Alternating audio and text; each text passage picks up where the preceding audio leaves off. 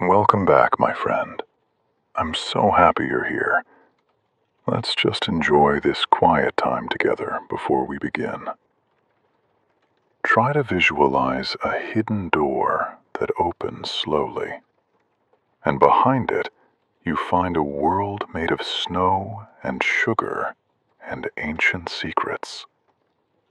A world where kings and emperors searched for the perfect cold treat on the hottest days. Today, I want to take you on a journey, a sweet journey through time. We are going to discover the long and fascinating history of ice cream. Yes, ice cream, that simple, cold, delicious thing we all love. But the story behind it is not simple at all. It is full of discovery, adventure, and surprise. So relax, listen carefully, and let the story carry you. This is Storyline English, and this story begins thousands of years ago, in a place you might not expect. Let us go back in time, far, far back, more than 2,000 years ago. Imagine the ancient world, great empires, powerful kings, hot summers with no electricity, no refrigerators, no machines. Now imagine a king sitting in his palace. The air is warm, the sun is strong, and the king wants something cold, something sweet, something special. This is where our story begins. In ancient China, around 200 BC, people discovered something wonderful. They learned to mix snow and ice with fruit and honey. It was not ice cream, not exactly, but it was the very first idea of a frozen treat. People collected ice from the mountains. They carried it down to the villages and the palaces. This was not easy.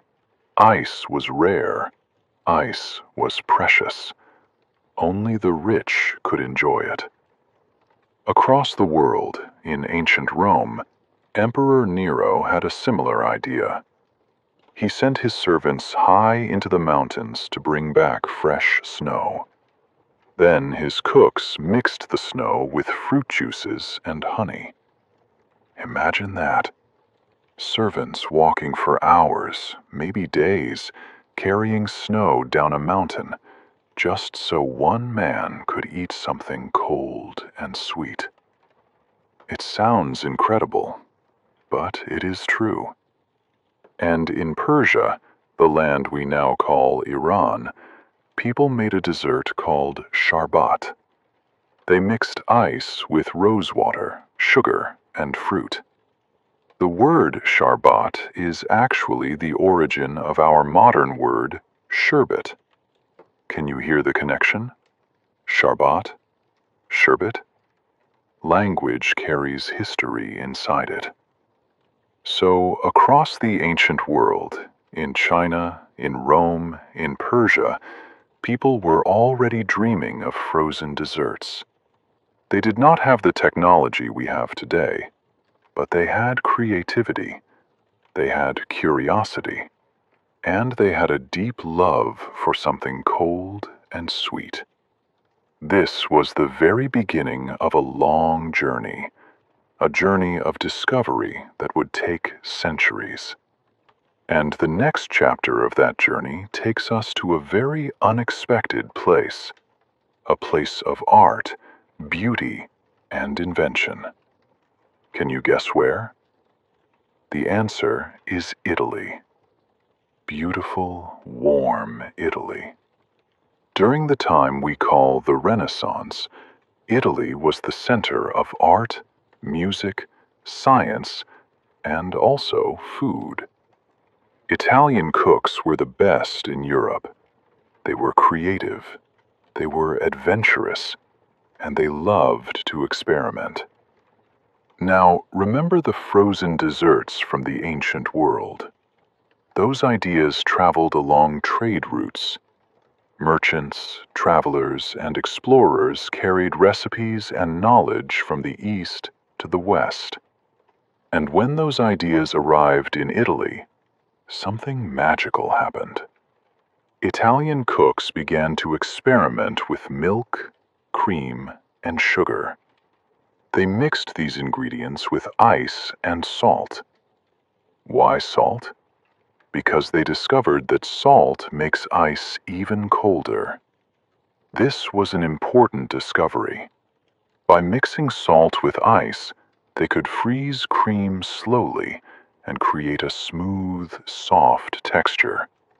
Not hard like ice, not rough like snow. Smooth and soft and rich. This was much closer to the ice cream we know today. Some historians believe that the famous Medici family in Florence helped make these frozen desserts popular.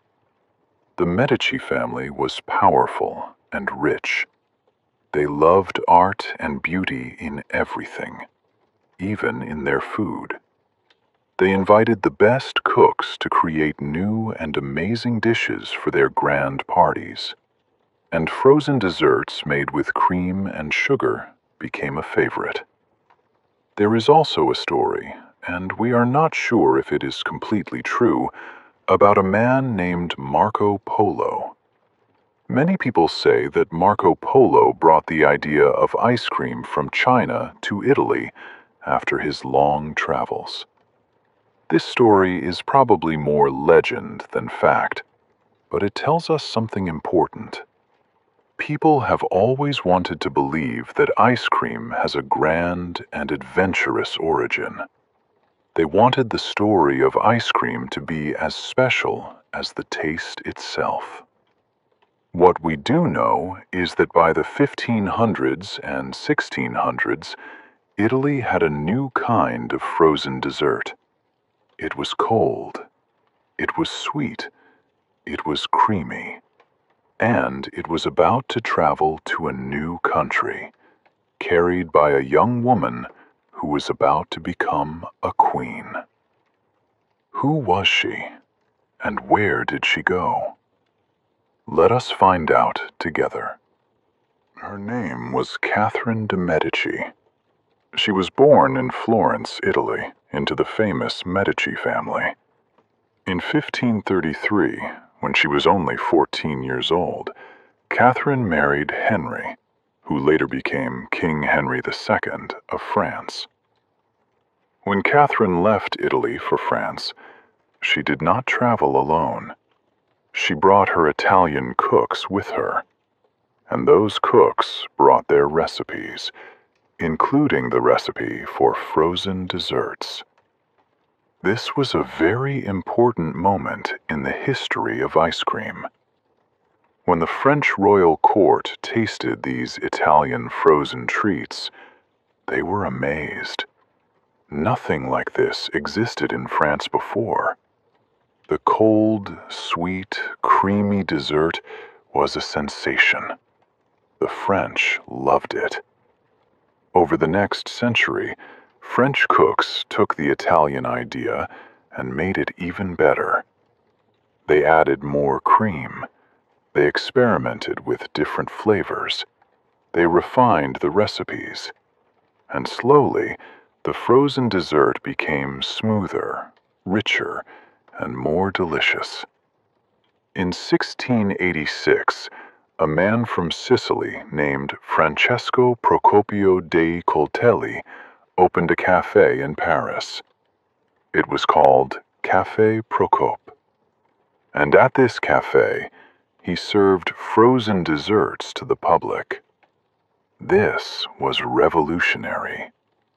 Before Café Procope, frozen treats were only for kings and queens and very rich people.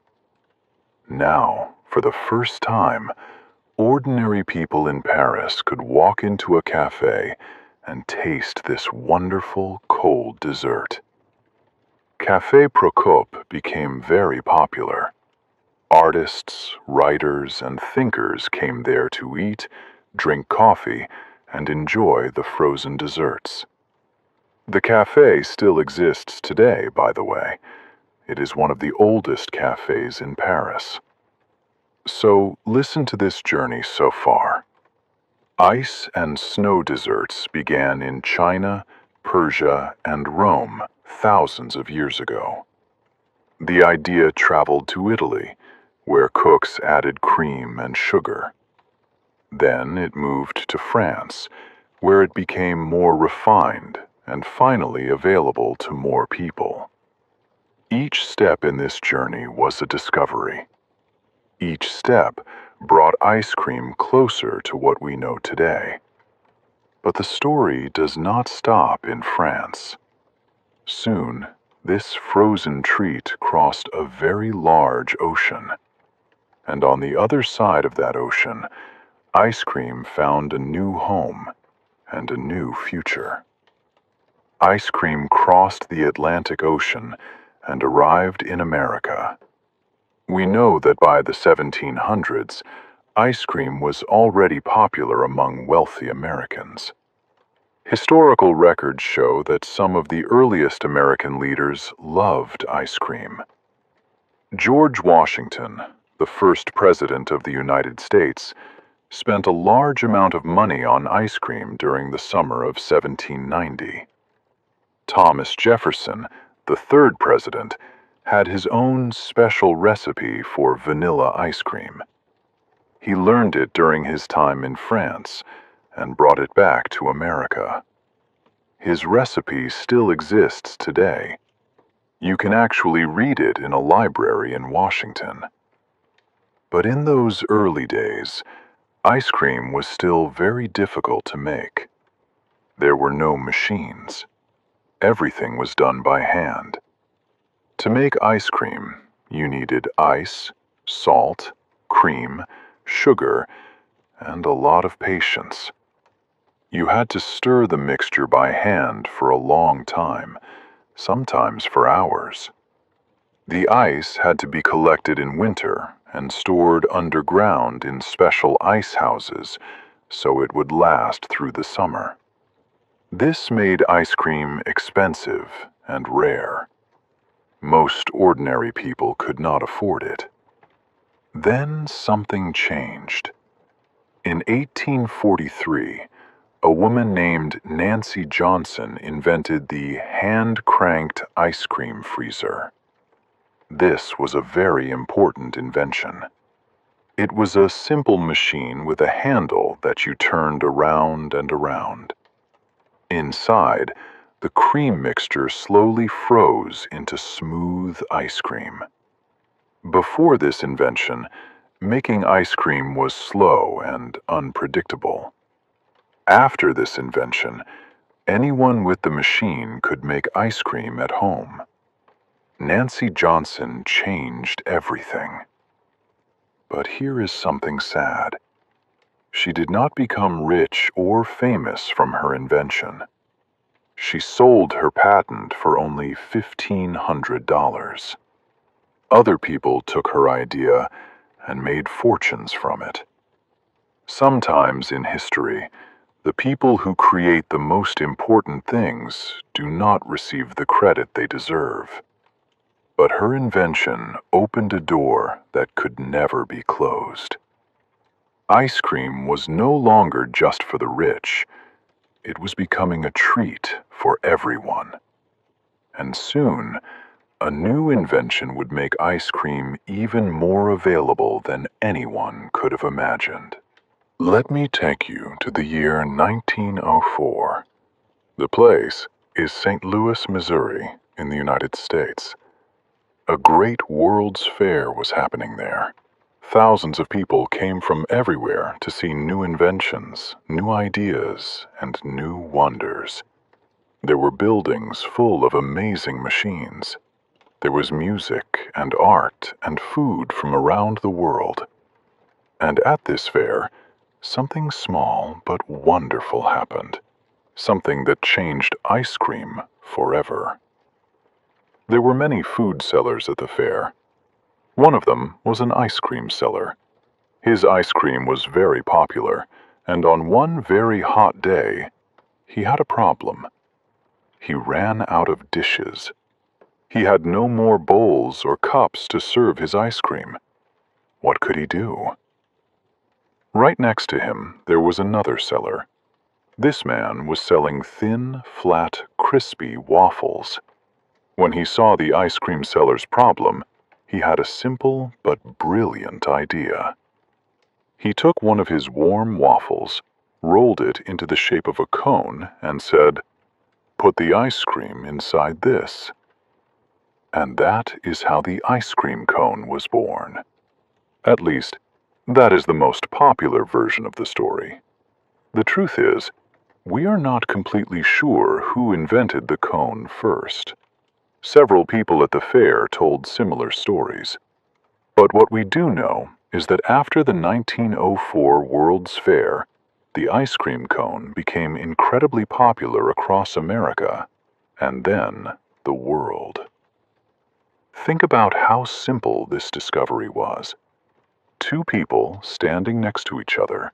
One had ice cream but no cups. The other had waffles.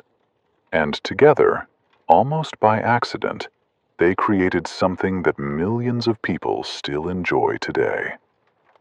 Sometimes the greatest discoveries in history come not from laboratories or universities, but from ordinary moments, from small problems that need simple solutions.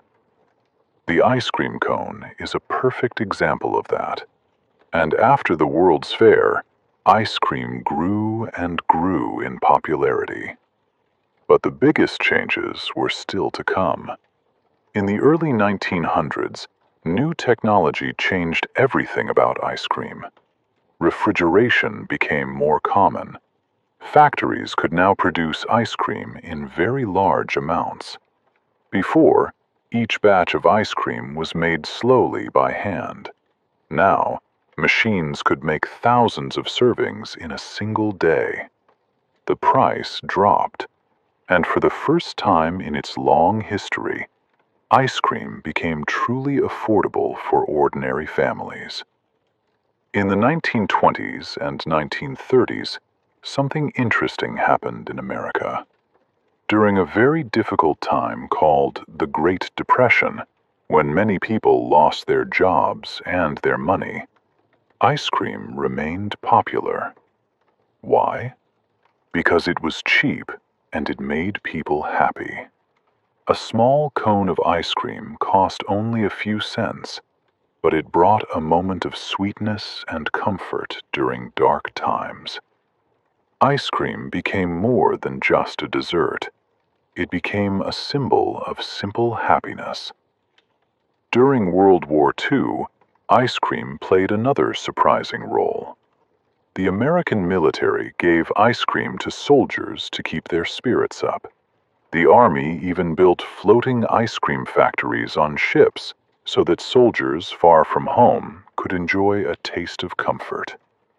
After the war, when the soldiers came home, ice cream was more popular than ever.